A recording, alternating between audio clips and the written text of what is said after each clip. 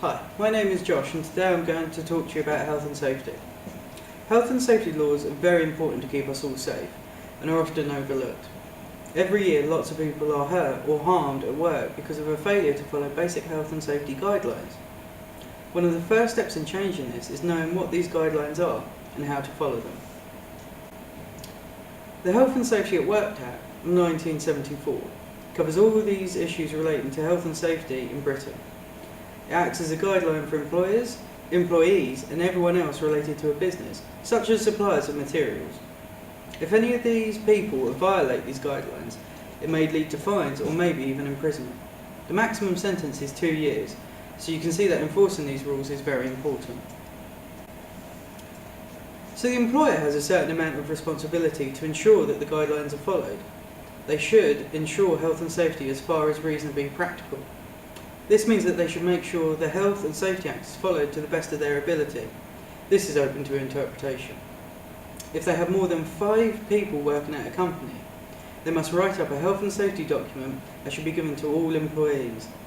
This means that everyone knows what is expected of them and covers the employer in relation to point 1. As they're making sure that everyone is aware of their responsibilities. The employer also needs to make sure that non-employees aren't at risk.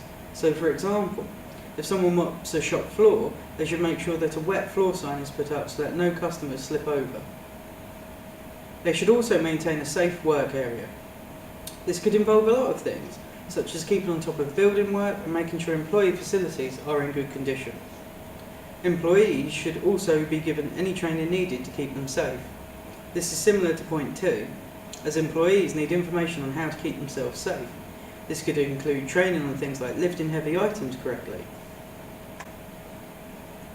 Something most employers should be aware of is employers' liability insurance. This is a specific insurance policy that covers against claims that have gone against health and safety regulations. There are a few exceptions, such as if the company has no employees or it is a governmental body. However, the vast majority should have this insurance, or they may be sued and have to face paying the money themselves. So as I said, employees also have responsibilities. They should take reasonable care of their health and safety, and so shouldn't put themselves at unnecessary risk. Like the rules for employees, they should also make sure that their work doesn't harm anyone else. That can mean other employees or members of the public. Finally, they should cooperate with others so that health and safety can be maintained. Overall, employees need to ensure that they allow health and safety guidelines to be carried out as much as possible. Now, I've mentioned the word reasonably a couple of times, and it's important to know what that means. Basically, it means measuring the risk against the cost of avoiding the risk. So if you can avoid the risk without causing a bigger problem, you should do it. But the bigger the risk, the more important it is to avoid it, and so the cost becomes smaller. This means that how risky a situation is can have an impact on whether you should take action to avoid it, so all of this needs to be taken into account. Now, there are a few different people who enforce health and safety regulations, including health and safety inspectors, environmental health officers and fire officers. As mentioned before, if health and safety is breached, you could be fined up to £20,000 in a magistrate's court. If the case is more serious and goes to a Crown Court, you could be sent to prison or fined an unlimited amount. It's hoped that this will deter the majority of people, but health and safety incidents still happen. Now that you've had a quick overview of the health and safety policies, I'm going to talk a little more about some common issues. These include stress, working with computers, manual handling, toxic substances, fire and falls. Some of these are specific to certain industries and some are more general, but all are equally important. I'm also going to go over some of the ways to reduce the risk of these problems. Now, something that a lot of people don't consider a health and safety issue is stress. This is defined as an adverse reaction to pressure, and I'm sure you've all experienced it at some point. It can lead to a huge number of problems like heart disease, physical pain and psychological issues. Not only does this affect individual workers, but also the business as a whole, because it leads to lots of work days lost due to illness. It can also lead to unhappiness amongst employees. This might make them want to leave their job because of this. It's important that stress is addressed and avoided. Something else that is often overlooked is working with computers. You might have been asked at the opticians whether you spend a lot of time with computers, and this is because it can lead to real problems with vision and eye strain. It also risks back pain, headaches and electrical hazards. The majority of people come into contact with computers at some point during their working day, so this is an issue that affects a huge proportion of workers. There are ways to limit this risk, such as having a clear, properly set up desk and having regular eye checks. So it's important that both employers and employees make sure that these are in place. A manual handling is often a health and safety issue in certain jobs. The risks are obvious: injury or strain. And as I mentioned, employees should be taught things like proper lifting techniques. But there are other ways to limit the risk, like reducing the lifting weight or using machinery to help. This comes down to balancing the risk against the cost, although the cost of injury to employees should be considered as extremely important. Now, fire can be an issue anywhere. It just requires three things: heat, fuel and oxygen. Heat can come from electrical equipment, smoking, block vents, machinery and lots of other sources. As you can see, this covers all possible workplaces, from manual labour to office environments.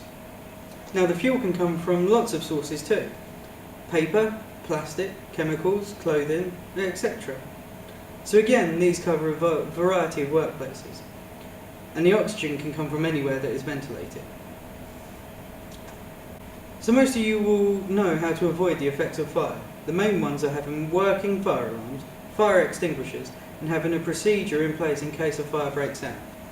There should also be preventative measures, like not keeping flammable liquid near heat. Now, a more specific issue is toxic substances. These can be a problem in lots of factories, cleaning companies and other businesses that work with chemicals. Now, the suppliers of toxic substances also have responsibilities here, such as making sure they're stored and delivered safely. And the effect of toxic substances can be immediate or gradual. People might have symptoms straight away, or it might build up over time. Both can be equally dangerous. To reduce the chances of this, everyone should wear protective clothing and have good ventilation at all times. And wherever possible, these toxic substances should be avoided. Similar to working with toxic substances, there are other dangerous issues that require particular attention. Some businesses might require a license to work with certain substances or activities. These include working with asbestos, diving, food, constructions, or explosives. The reasons behind this are clear. They can cause harm to employees or people around the business. Because of this, health and safety regulations state that these businesses should notify the health and safety authorities so they can be monitored closely. Back to a more common problem, which is slips and falls. This may not sound like a serious problem, but they can be. They make up 37% of all major accidents that are reported to employers, and 90% of these major accidents result in fractures. Every year there are about 30,000 slip and fall accidents that lead to an employee being off work for 3 or more days. All of this means that what seems like a small problem leads to a huge cost for employees and businesses. Slip and fall injuries also cost the NHS around £150 million per year in treatment. So this really would benefit everyone to reduce this. Some of the main causes of slips and falls are completely preventable. So things like spills, obstacles and unsuitable footwear could be solved by following health and safety guidelines. This would be the responsibility of the employer and employee. Flooring environment should be made as safe as possible by the employer to avoid as many accidents as possible. There are many simple ways to reduce the risk of slips and falls that are often overlooked. These might include proper flooring and footwear, signs where the floor is wet, reducing obstacles that may be tripped over, or using good lighting so that people can see where they are going. Now, should an accident happen, it should be reported immediately. This might be through telling your employer, writing it in an accident handbook, or to the health and safety executive in severe cases. You should also report any near misses or almost accidents as this might help to prevent serious injuries in the future. So for all of these issues mentioned, it is important to have a risk assessment. This is necessary in order to know how dangerous a situation is and how important it is to make health and safety measures are in place. The 5 stages are as follows. 1. Identify the hazards. These could be any of the things mentioned or something else more specific to the business. 2. Decide who may be harmed. As I mentioned, businesses need to consider risk to employees and anyone that comes into contact with this business, so this should be taken into account. 3. Evaluate the risks and decide if the existing precautions are adequate. If the precautions in place aren't reducing the risk enough, they need to be changed. And 4. Record the significant findings. These can be used in the future for further risk assessments or if any health and safety violations are pointed out. And 5. Review the assessment periodically. This is very important as environments change constantly. Facilities may be worn down or broken, or new staff may be unfamiliar with the health and safety policies, so it's vital that risk assessments are up to date.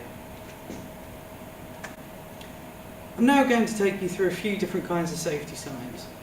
The symbols and colours of all of these mean different things, so it's important to know what each means so that you can follow them correctly.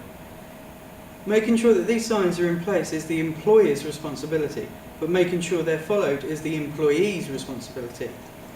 You may be breaking health and safety guidelines if you ignore them, so make sure you know where they are and what they mean. A red circle with a line through it. It means that something is prohibited or not allowed. So this sign means no smoking, as I'm sure you know. Blue and white signs mean mandatory action. So you must do something. This sign means that you must wear gloves, so it may be seen around toxic substances. The yellow triangles stand for hazards or dangerous situations. In this case, it is warning you of trucks that may be around, and so you would need to be cautious in this area.